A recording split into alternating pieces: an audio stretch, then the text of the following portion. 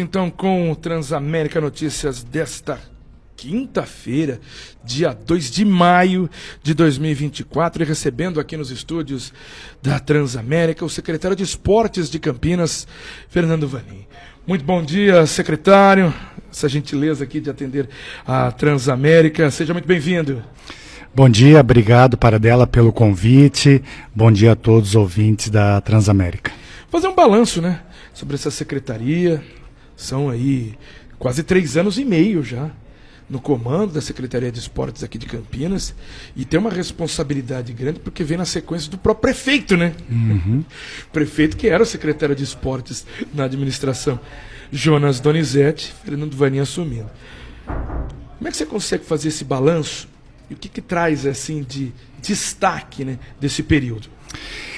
A gente já está partindo aqui em setembro, já vai fazer 4 anos, porque eu entrei num momento até terrível, que era no meio da pandemia, que a gente ficava com medo de fazer alguma coisa, e quando a gente pensava em fazer algo, tinha críticas e às vezes até autocrítica, né? Será que eu estou fazendo certo? Será que isso é saudável fazer? Porque quando a gente fala de esporte, a gente fala de suor, contato e tudo mais, e era tudo que não podia. Eu acho que nesses quase 4 anos, eu acho que o esporte já é desafiador, mesmo porque a demanda é grande, o orçamento é pequeno, e isso não é característica só de Campinas. Acho que toda a temática esporte no país é assim.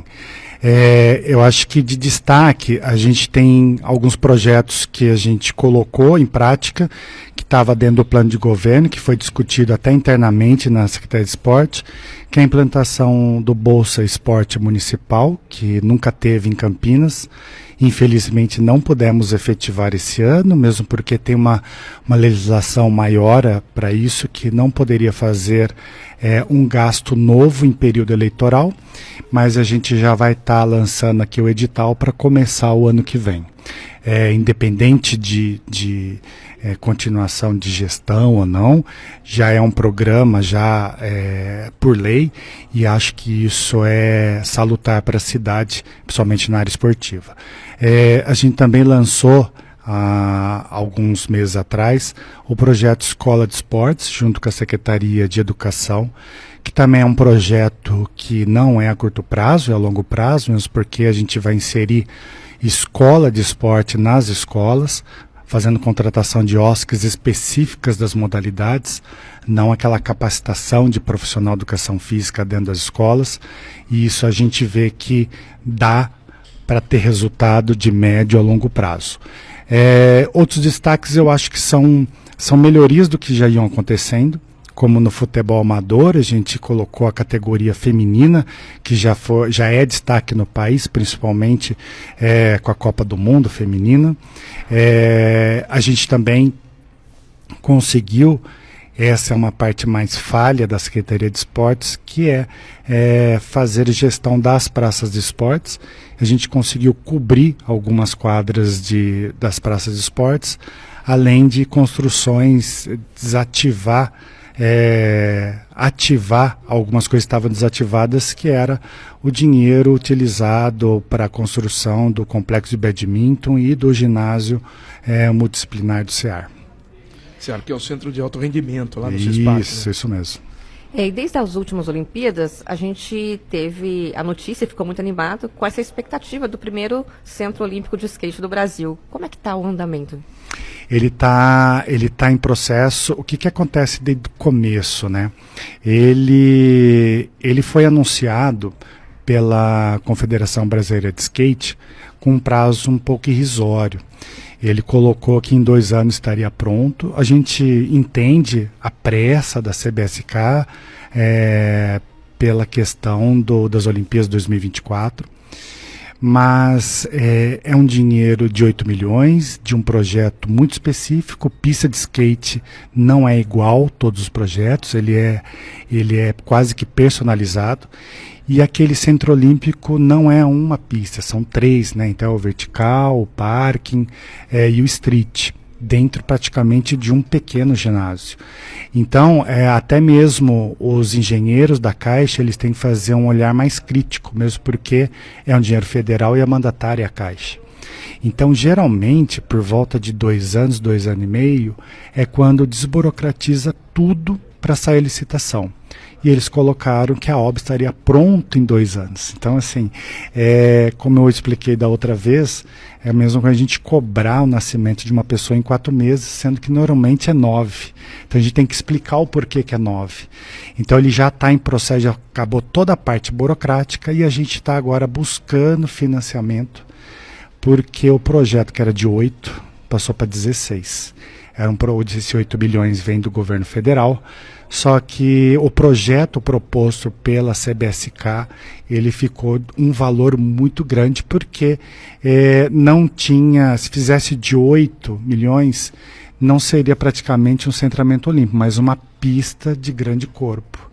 Então a gente achou por bem, por ter a primeira e também ter uma modalidade que o Brasil se destaca, da prefeitura fazer essa injeção de dinheiro. Porém, a gente está buscando, através da Secretaria de Finanças, esse complemento para iniciar o processo de licitação. Secretário, falando um pouco mais sobre o CEAR, né, que é o Centro de Alto Rendimento ali no Swiss Park, a impressão, e aí eu falo de impressão mesmo, é de uma certa ociosidade, quando se questiona a questão de eventos, porque se tem o CEAR há tanto tempo aqui em Campinas, a gente está falando de quase 2 décadas, né? Porque se iniciou lá ainda na administração Hélio de Oliveira Santos. Como fazer isso, ter pelo menos mais eventos, e o pessoal ir conhecer uma estrutura como aquela, que fica no Swiss Park lá dentro, e muita gente sequer foi lá. Uhum. Não é uma impressão, é a realidade. Ele está ocioso mesmo. Ele é um projeto que era do governo federal, que ficou para a prefeitura, e é um equipamento extremamente caro. A gente está agora, já tem um caminho para trocar a pista de atletismo, que ela já venceu, já faz 3 anos, ela tem buracos, e só a capinha de praticamente 5 milímetros, que é aquela parte azul, é 3 milhões. Então, acho que a 400 metros com 3 milhões você faz massa asfáltica para a cidade como um todo. Mas só que é um esporte de rendimento, pede isso. Então é mesmo quando a gente falar da saúde, comprar equipamento para a saúde a baixo custo, sendo que algo específico é mais caro. A ociosidade dele, na realidade, a questão de não saber o local, a gente quase que faz questão de não saber, porque ele é um centro de treinamento específico para alto rendimento. Lógico que a gente atrela a formação esportiva. Então, ele não está aberto à população utilizar um equipamento. É o que eu falei, se eu tivesse um lugar o pessoal ficar caminhando 400 metros por 3 milhões, prefiro fazer um asfalto bem bonitinho para eles caminharem, que faz o mesmo efeito. E aí as equipes que eram para ser utilizados lá, tem poucas equipes que é só de Campinas. Esse aí é para ser fomentado pelo governo federal, era para trazer equipes do Brasil todo para vir treinar aqui. Então a pista de atletismo é o que é mais utilizado por causa do Instituto Wanderlei Cordeiro de Lima. A piscina, num primeiro momento, ela foi construída talvez a curto prazo, porque ela tem alguns formatos que não é adequado para o treino. Um exemplo disso é uma piscina de 50 metros, que é de treinamento, que eu não tenho blocos nas laterais, que é para treinamento de 25 metros. Isso aí é para sem treinamento, né? Centro de espetáculo. É bom até deixar bem claro aqui que ali foi feito para ser um centro de treinamento, então ele não é para um volume de gente muito grande, mesmo porque se fosse um volume grande, eu teria que trocar toda a parte viária do local, porque imaginar um vôlei, igual o vôlei Renata ali, com 3 mil pessoas ao mesmo tempo, ninguém entra ali no centro de treinamento, porque são ruas curtas, e são ruas para fazer treinamento e não espetáculo. Então, toda a parte do complexo aquático não foi adequada, talvez ela foi instalada de 13 anos atrás, para o momento dos 13 anos, mas já defasado. O tanque de salto foi construído de forma errada, então isso daí eu tenho que demolir. Se eu tirar a água que tem lá do tanque, ela trinca em questão de meses, porque ali são 6 metros de profundidade. Então a gente mantém a água tratada, limpa, vamos dizer assim, não tem nenhum criadouro de nada, mas ela não está 100% cristalizada, e a gente aluga. A gente aluga esse espaço para aquelas empresas de treinamento de aeromoça, comissário de bordo, para poder girar um pouco lá. Ele também foi regulamentado, tanto a pista como a piscina, para que as assessorias esportivas utilizassem lá, porém com um preço público, mesmo porque ela é uma entidade privada, as assessorias ela cobra do seu aluno. 4 utilizam a pista de atletismo e uma estava utilizando a piscina. E a piscina geralmente é pessoal de águas abertas, porque é uma piscina de 50 metros e ela não é aquecida. E o pessoal de águas abertas, que nada no mar, às vezes precisa treinar em água fria para se adequar. Então a gente está tentando rebolar para que as coisas aconteçam. Está agora construindo o complexo de badminton. Esse complexo de badminton, antes que fique para a prefeitura e ter um outro gasto maior, a gente já fez um protocolo de intenção com a Confederação Brasileira de Badminton. Então vai ser uma gestão compartilhada. Do mesmo modo que quando ficar pronto, vamos esperar começar, o Centro Olímpico de Skate também. O ginásio multidisciplinar, ele está com um errinho de projeto, que foi contratada uma empresa de consultoria para isso, e ele vai ser retomado em breve. Eu não posso falar muito em detalhe, porque isso aí vai para a Secretaria de Infraestrutura, eu não sou engenheiro, então sou capaz de eu falar alguma besteira aqui. Mas esse Ceará, então, está mais para um problema neste exato momento para a prefeitura do que para uma solução para a área de esportes. Não digo nesse momento, sempre foi, falar bem verdade. Quando foi construído, que é muito bonito construir as coisas. A gente faz festa, tira foto, a gente fala tudo que pode ser lá no futuro. Mas a gente tem que tomar cuidado muito com o que a gente fala do custeio, né? O custeio é muito caro e tem que ver qual que é o propósito do negócio. A gente tem que falar, quando é rendimento, não é o momento. Formação e rendimento é para médio e longo prazo. Então, na hora que você for somar todo o custeio de todo ano lá na frente, você vai ver que pesa demais.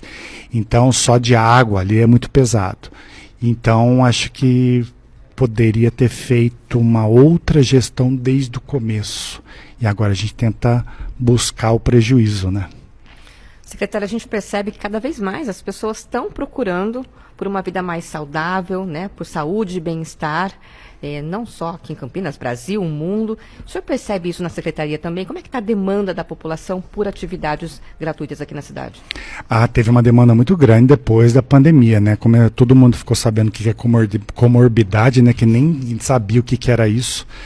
E aí a turma viu que ser um pouco obeso poderia pegar a Covid, e aí eles ficaram mais com medo de pegar Covid, então vou lá emagrecer, sendo que ele poderia morrer de muitas outras coisas, de colesterol, diabetes e tudo mais.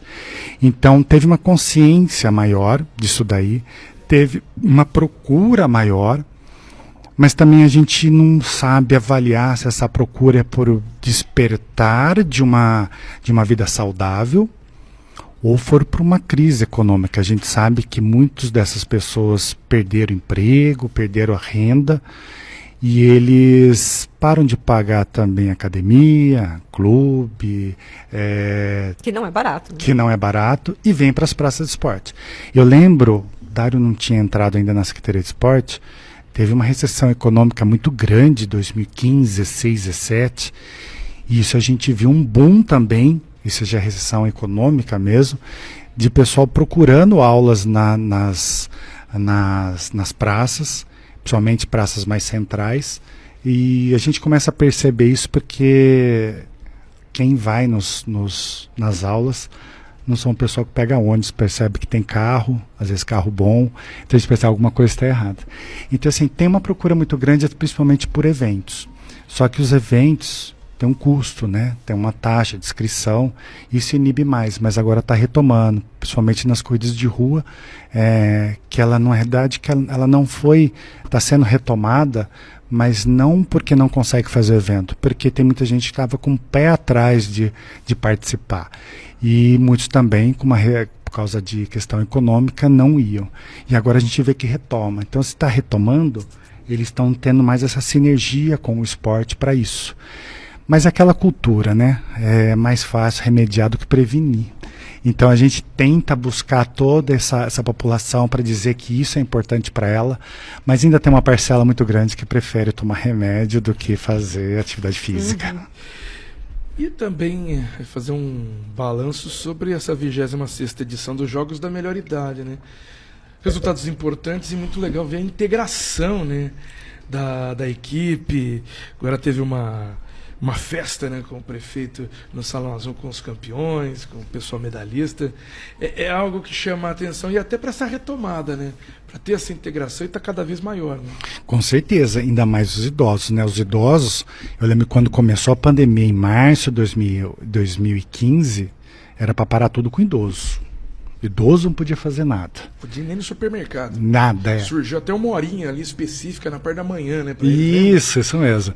E para voltar foram o último também.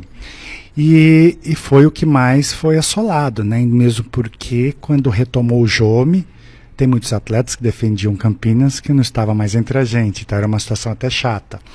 E o legal desse Jome, que quem vai assistir, a gente vê que é exemplo.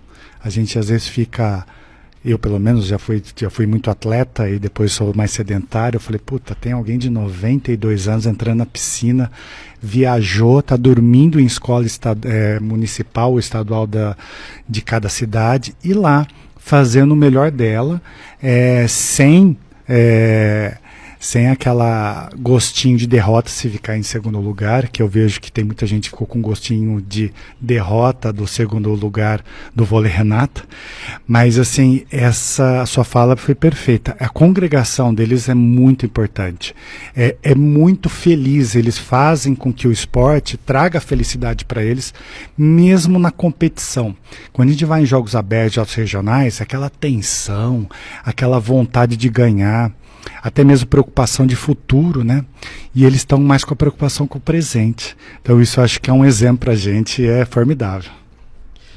Fernando Vanin, secretário de Esportes aqui de Campinas, queria agradecer essa participação no Transamérica Notícias nesta quinta-feira. Parabéns aí pelo trabalho na Secretaria de Esportes e essa gentileza de poder atender aqui a Transamérica. Imagina, Flávio, obrigado pelo convite, obrigado a todos amigos da Transamérica, estou à disposição de tirar dúvidas, falar um pouquinho de esporte, debater, que isso é importante para a cidade. Grande secretário, muito obrigado pela entrevista. São 8h08 e assim a gente vai finalizando o Transamérica Notícias desta quinta-feira. Muito obrigado, viu, Luciane Iuri?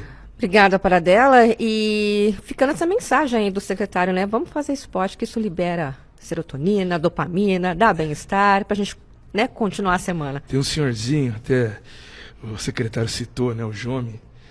Todo domingo pela manhã, eu vou naquela direção de Souzas, pego o Heitor Penteado, entra ali na entrada de Souzas, ele tá, né, fazendo a caminhada, na verdade, a corrida dele, né? Ele está todo paramentado, correndo, vem pelo Heitor Penteado, passa um pouquinho, né? Aquele pontilhão da Dom Pedro, aquilo, rapaz. E assim, você pode perceber que ele está lá para os 70, 80 anos e fazendo o caminhar dele. E eu com um cooler no porta-malas. Coisas da vida, né, minha gente? Coisas da vida. É assim que a gente termina a quinta-feira, o quintou, né? Tô pensando no sextou. Então, um bom dia para vocês. Um bom dia, pessoal. Vem aí o Nando daqui a pouco. Você ouviu